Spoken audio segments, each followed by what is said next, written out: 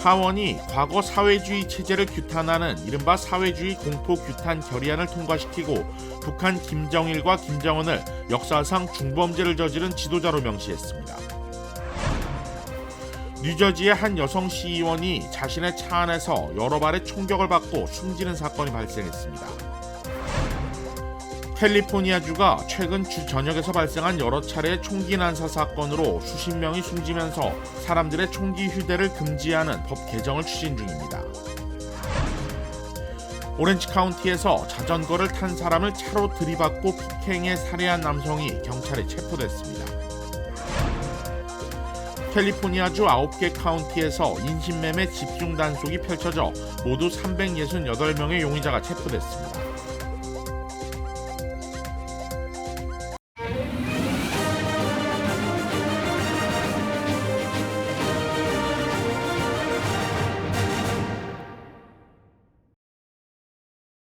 남녀 모두를 위한 천연 자양강장제 블랙마카와 세계 10대 건강식품 마늘의 알리신이 만나 블랙마카골드 탄생. 전립선 비대증, 골다공증, 생리통, 빈혈 등 성인에게 꼭 필요한 필수 아미노산 비타민이 함유돼 스트레스, 만성피로와 무기력증, 남녀 갱년기 완화 등 효과 만점. 늘 피곤한 당신을 위한 슈퍼 활력 푸드. 남녀 모두 파워업. 지금 10만이 장석훈의 천종산삼에서 만나보세요. 시청자 여러분 안녕하십니까? KBS 아메리카 뉴스입니다. 연방하원이 사회주의를 규탄하는 결의안을 채택했습니다. 사회주의로 역사에 큰 범죄를 저지른 지도자에는 북한 김정일과 김정은이 포함됐습니다. 보도에 김양순 기자입니다. 미국 하원이 과거 사회주의 체제를 규탄하는 이른바 사회주의 공포 규탄 결의안을 통과시켰습니다. 사회주의는 권력의 집중을 필연적으로 만들고 독재로 이어진다며 이로 인해 반복적으로 기근과 대량 살상이 일어나 전 세계적으로 1억 명 이상을 죽음으로 내몰았다고 주장하는 내용입니다. 옛 소련의 레닌, 스탈린과 중국의 마오쩌둥, 쿠바 카스트로에 이어 북한 김정일, 김정은이 역사상 중범죄를 저지른 지도자로 명시됐습니다. 공화당 소속 하원 의원이 발의한 이 결의안은 찬성 328명, 반대 86명으로 통과됐고 민주당 소속 하원 의원 109명도 채택에 찬성했습니다. 사회주의 규탄 결의안은 지난 2021년에도 하원에서 발의됐지만 상임위 안건에 오르지 못하고 폐기됐었습니다. 한편 미 국무부는 토니 블링컨 국무부 장관이 중국을 방문해 북한 문제와 관련 메시지를 보낼 것이라고 밝혔습니다. 미국과 동맹을 위협하는 북한의 지속적인 도발에 대해선 상응하는 대가와 결과가 있을 것이라고도 강조했습니다. It's important, again, not for our own interest, but for the purposes of regional peace and security, that countries around the world hold the DPRK to account and send a very clear signal to the North Korean regime. 미 국무부는 이어 북한이 핵에는 핵이라고 강대강 대응을 천명한 데 대해 한반도 비핵화 원칙에는 변함이 없다며 북핵은 한미일이 집단적으로 마주한 도전이라고 규정했습니다. 워싱턴에서 KBS 뉴스 김양순입니다. 뉴저지 여성 시의원이 차 안에서 수차례 총상을 입고 사망했습니다. KBTV 김은지 기자가 취재했습니다. 뉴저지 세이어빌시 소속 30세 유니스 듀포 시의원은 어제 저녁 7시 30분경 자신의 차 안에서 여러 발의 총에 맞아 사망했습니다. 현재 뉴저지 경찰은 이번 사건이 의도된 총격 범죄로 보인다고 추정하고 있으며 사건의 경위 파악에 집중하고 있습니다. 총에 맞은 듀포 의원의 차량은 약 100피트를 이동하며 인근에 주차돼 있던 2대의 차량을 들이받았습니다. 2022년 의원으로 선출된 듀포어는 공화당 소속으로 3년 임기의 의원직으로 활동 중이었습니다. 그 외에도 비즈니스 분석가이자 파트타임 응급구조요원으로 지역사회를 위해 바쁘게 일해왔습니다. 오늘 필머피 주지사는 성명을 통해 총에 맞은 선출직 공무원의 사망 소식은 충격적이고 끔찍하다며 이번 총격 사건을 강력히 비판했습니다. 빅토리아 킬패트릭 세이어빌 시장 역시 유니스는 지역사회의 시의원으로 또 응급구조요원 등으로 일하며 지역사회 발전을 위해 노력해온 헌신적인 인물이라며 비열한 총기 범죄의 희생양으로 더 이상 그녀를 볼 수 없다는 것에 애통한 마음을 감추지 못한다고 전했습니다. 이어 시장으로서 시의원이었던 그녀와 가까이서 협력하며 일할 기회가 여러 번 있었는데 그녀는 단순히 지역사회를 위해 일하는 것을 넘어 신앙적으로 성숙한 기독교인이었으며 그녀의 믿음과 생활을 일치시키려고 늘 노력해왔다고 평가했습니다. 이번 30세 여성 시의원을 사망에 이르게 한 총격 사건 조사를 위해 세이어빌 경찰과 미들섹스 카운티 검찰청이 수사를 벌이고 있으며 아직까지 총격범은 잡히지 않았습니다. KBTV 뉴스 김은지입니다. 어젯밤 사우스 LA를 지나던 차량에서 총격이 발생했습니다. 5명이 부상을 입었는데 갱 관련 범죄로 추정됩니다. LA 경찰국은 어젯밤 9시쯤 사우스 LA 길거리에서 총격 사건이 발생했다고 밝혔습니다. 이번 총격으로 모두 5명의 부상자가 발생했는데 현장을 목격한 시민들은 용의자들이 차를 타고 지나면서 한 무리의 사람들에게 무차별 총격을 가했다고 진술했습니다. 부상자들은 인근 병원으로 후송돼 치료를 받고 있습니다. 경찰은 이번 사건이 갱 관련 범죄일 가능성이 높다고 밝히면서 목격자들의 제보를 토대로 수사를 펼치고 있다고 전했습니다. 할리우드에 자리한 한 고층 아파트에서 다량의 무기가 적발됐습니다. 이웃의 신고로 수사가 이루어졌는데 자칫 대형 총기 참사로 이어질 수 있었다는 분석입니다. LA 경찰국은 어제 헐리우드 선셋과 고든 스트릿에 자리한 아파트에서 다량의 무기를 소지하고 있던 한 20대 남성을 체포했다고 밝혔습니다. 용의자는 올해 25살의 브렉스톤 존슨으로 확인됐습니다. 경찰은 압수수색 과정에서 7정의 총기와 방탄조끼 1000발 이상의 탄약을 발견해 증거로 수집했다고 밝혔습니다. 압수된 무기 중에는 대량 살상이 가능한 돌격소총과 샷건, 권총도 있었던 것으로 전해졌습니다. 경찰의 수사는 이웃의 신고로 이뤄졌습니다. 이웃 주민의 정신건강이 우려된다는 신고가 접수된 겁니다. 경찰은 자칫 대형 참사로 번질 수 있었던 사건을 시민들의 신고로 예방할 수 있었다고 발표했습니다. 캘리포니아주가 총기를 소지할 수 있는 장소를 제한하는 방안을 추진하고 있습니다. 김경일 기자가 보도합니다. 게빈 뉴섬 캘리포니아 주지사는 가정폭력 전과자나 일반인이 총기를 소지하려면 관련 면허를 취득하도록 하는 등 가장 엄격한 총기법을 시행하고 있지만 더 많은 제한이 필요하다고 밝혔습니다. 놀이공원이나 은행 등 사람들이 많은 개인 소유의 사업체에서 총기 소지를 금지하는 법안을 다시 추진 중입니다. 만일 사업주가 총기 소지를 허용한다고 표시하면 이 규정은 적용되지 않습니다. 뉴섬 주지사는 연이은 총기 난사 사건으로 올 1월 10명 이상이 목숨을 잃자 대책 마련이 시급하다며 총기 소지 장소를 제한하는 개정이 입법화돼야 한다고 강조했습니다.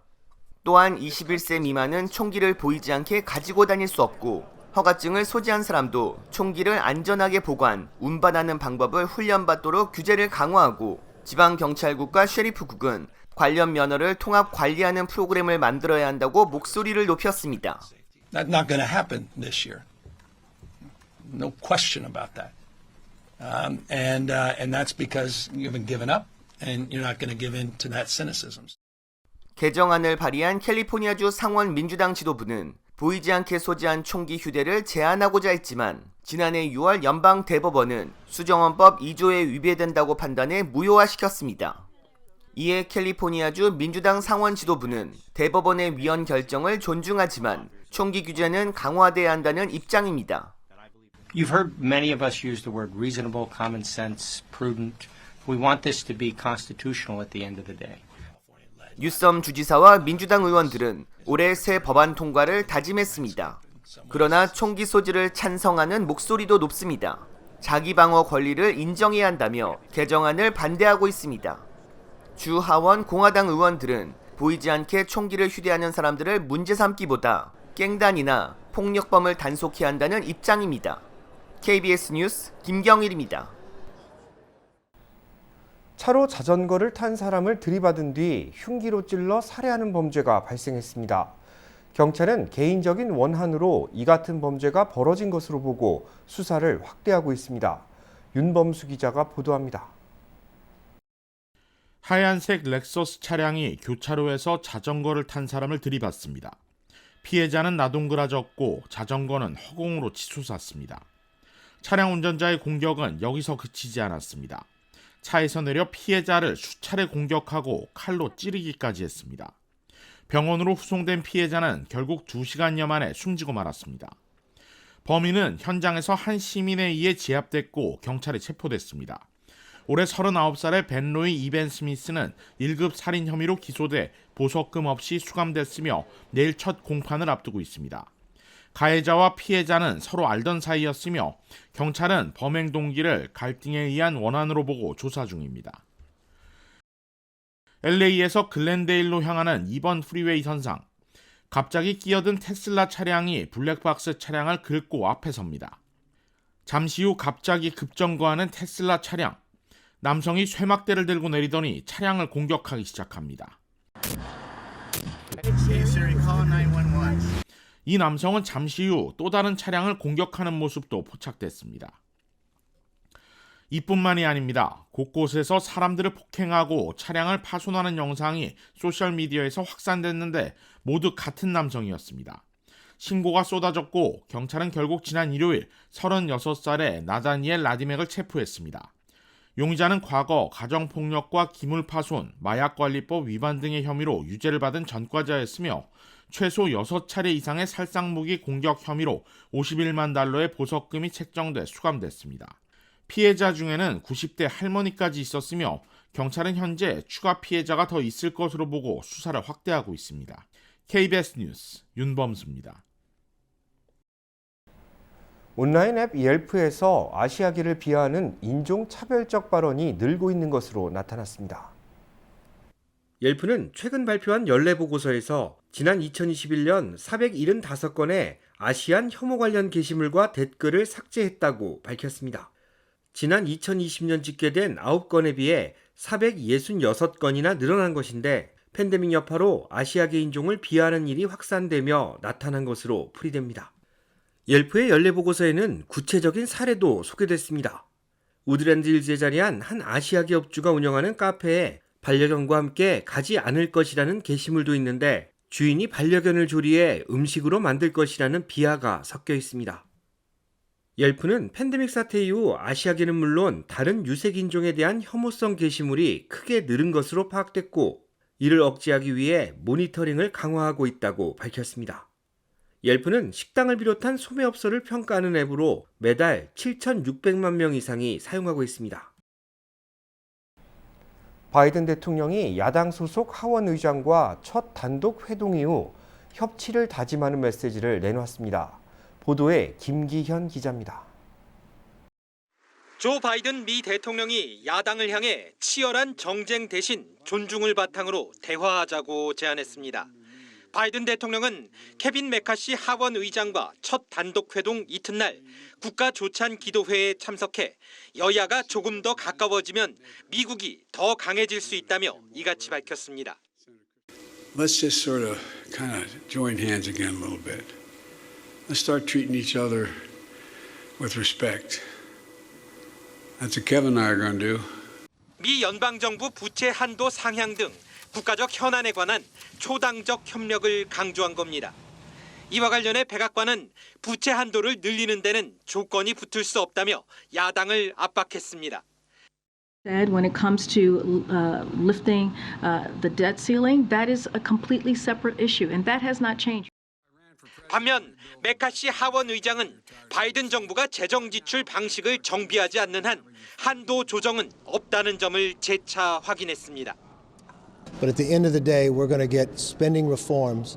I believe you have to lift the debt ceiling, but you do not lift the debt ceiling without changing your behaviors. 공화당이 장악한 하원은 한 발 더 나아가 민주당 소속으로 이스라엘의 비판적인 일한 오마르 의원을 외교위에서 축출하는 결의안을 통과시키는 등 본격적인 실력 행사에 나섰습니다.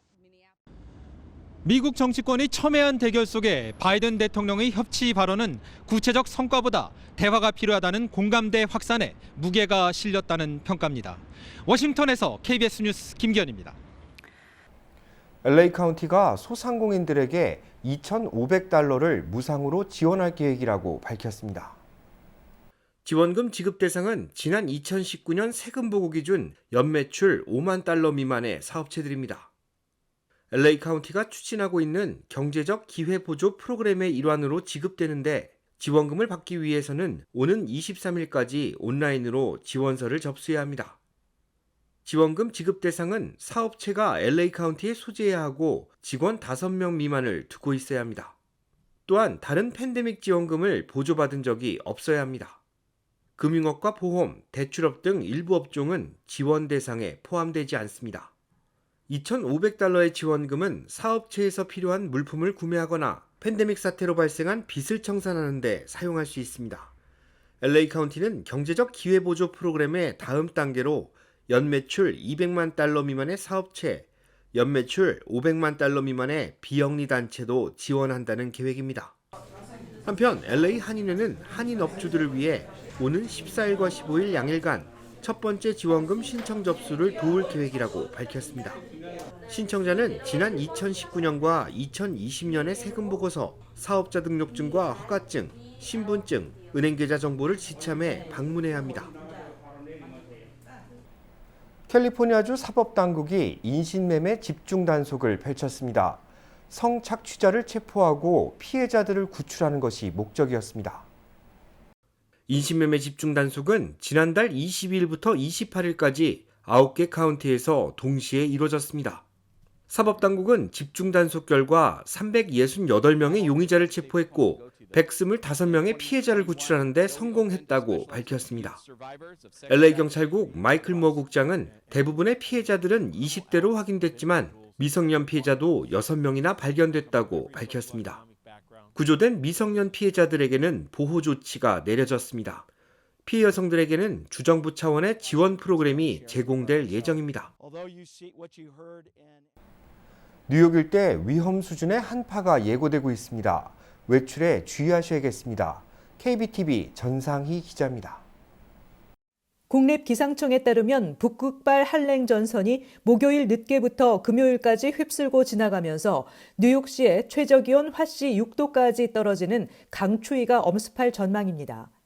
토요일 최고기온은 화씨 24도로 섭씨 영하권에 머물 예정이고 이날 밤 최저기온도 화씨 20도까지 떨어지는데 체감 온도가 높아 더욱 춥게 느껴지겠습니다. 뉴욕시 메트로 지역, 롱아일랜드, 뉴저지 북동부의 경우 체감온도가 마이너스 10도에서 마이너스 15도로 예상되고 있습니다. 허드슨밸리 일부 지역은 체감온도가 영하 25도까지 떨어질 것으로 보입니다. 기상청은 이 같은 낮은 기온은 위험할 정도로 바람이 차 10분만 노출돼도 피부에 동상을 일으킬 수 있다고 경고하고 주민들은 외출 시 목도리, 내복 등 방한용품을 꼭 착용하고 실내는 적정 온도 화씨 64도에서 68도 이상을 유지할 것을 당부했습니다. 질병통제예방센터에 따르면 매년 평균 약 1,320명이 저체온증이나 추위에 의한 노출로 사망합니다. 보건부에 따르면 뉴욕시에서만 매년 평균 15명이 감기와 관련돼 사망하고 매년 감기로 약 150건 정도 응급실을 방문합니다. 이번 한랭 전선은 토요일 오후부터 물러나 밤부터 일요일까지 기온이 다시 올라 일요일 낮 최고는 40도대를 보이며 올해 이어지고 있는 따뜻한 겨울 날씨가 계속될 것으로 보입니다. 한편 이번 한파에도 뉴욕시 일원에는 눈 소식이 없어 올해 뉴욕시가 경신 중인 눈 가뭄이 이어질 전망입니다. 유럽연합 최고위급 인사들이 우크라이나의 수도 키이우를 방문했습니다. 이유는 우크라이나에 대한 전폭적인 지원과 러시아에 대한 전쟁 범죄 처벌을 약속했습니다. 보도에 김귀수 기자입니다. 우크라이나 수도 키이우에 우르줄라 폰데어라이엔 집행위원장 등 EU 집행위원 15명이 방문했습니다. 폰데어라이엔 집행위원장은 현지 시각 3일 열리는 정상회담을 앞두고 우크라이나에 대한 확고한 지지 방침을 재확인했습니다. 그러면서 러시아에 대한 추가 제재, 우크라이나에 대한 추가 군사 지원 방침을 밝혔습니다. And by the 24th of February, exactly 1 year since the invasion started, we aim to have the 10th package of sanctions in place. 10차 제재안엔 러시아산 석유 제품에 대한 추가 가격 상한제가 포함될 전망입니다. 우크라이나에 대해선 5억 유로, 약 6,700억 원 규모의 추가 군사 지원과 함께 레오파르트2 전차의 신속한 투입과 특수훈련 제공도 약속했습니다. 폰데어라이엔 위원장은 또 러시아의 전쟁 범죄를 처벌할 기구가 네덜란드 헤이그에 설립될 것이라고 밝혔습니다. Russia must be held accountable in courts for its odious crimes. Prosecutors from Ukraine and the European Union are already working together. 젤렌스키 우크라이나 대통령은 전쟁 발발 1년을 앞두고 예상되는 러시아의 대공세를 경고했습니다. 그러면서 러시아에 대한 더 강력한 제재, 우크라이나에 대한 더 큰 지지를 호소했습니다. Зараз Росія концентрує сили, ми всі знаємо, готується до спроби реваншу не тільки проти України, а проти вільної Європи, проти вільного світу. 오늘 정상회담에선 우크라이나의 EU 정식 가입 문제도 다뤄질 것으로 예상됩니다. 하지만 여전히 EU 내부에 이견이 존재해 정식 가입까진 최소 수년이 걸릴 거란 전망입니다. 베를린에서 KBS 뉴스 김규수입니다. 클레버케어가 LA 코리아타운 플라자에 서비스 센터를 개관했습니다. 클레버케어는 오늘 LA 한인타운에 위치한 코리아타운 플라자 2층에 서비스 센터를 개설하고 한인들을 위한 서비스를 확대할 방침이라고 밝혔습니다. 서비스 센터 내에는 한인 직원이 상주하며 서비스 안내와 가입 절차를 한국어로 제공하게 됩니다. 이 밖에 메디케어에 대한 상식이나 팝송 영어 교실, 치매 예방 낭독 교실 등을 운영하는 만큼 한인들의 적극적인 방문을 당부했습니다. 이런 다양한 커뮤니티 액티비티를 해요. 그래서 시니어분들이 집에 이렇게 혼자 계시지 말고 여기 오셔갖고 언제든지 서로 간에 소통하고 메디케어에서 궁금한 것들 뭐 이렇게 언제든지 물어보시면 제가 성실껏 대답해드리고. 또한 클레버케어 회원들은 분기별 보조금으로 한국인상공사의 정관장 브랜드 제품을 구입할 수 있게 됐다고 설명했습니다. 클레버케어 코리아타운 플라자 센터는 월요일부터 금요일 오전 9시부터 오후 5시까지 운영되며 자세한 정보는 웹사이트나 무료 전화로 문의할 수 있습니다. 자주 붓는 느낌, 소화가 안 되는 느낌, 그게 바로 몸속에 노폐물이 쌓였다는 신호. 이럴 땐 바로큐 95를 추천해드립니다. 파인애플 추출물인 브로멜라인 천연 효소가 함유되어 있어 단백질 분해 작용에 탁월. 우리 몸에 꼭 필요한 병풀 추출물까지, 거기다 맛까지 이제 마음껏 먹고 건강하고 슬림한 몸을 가꾸세요.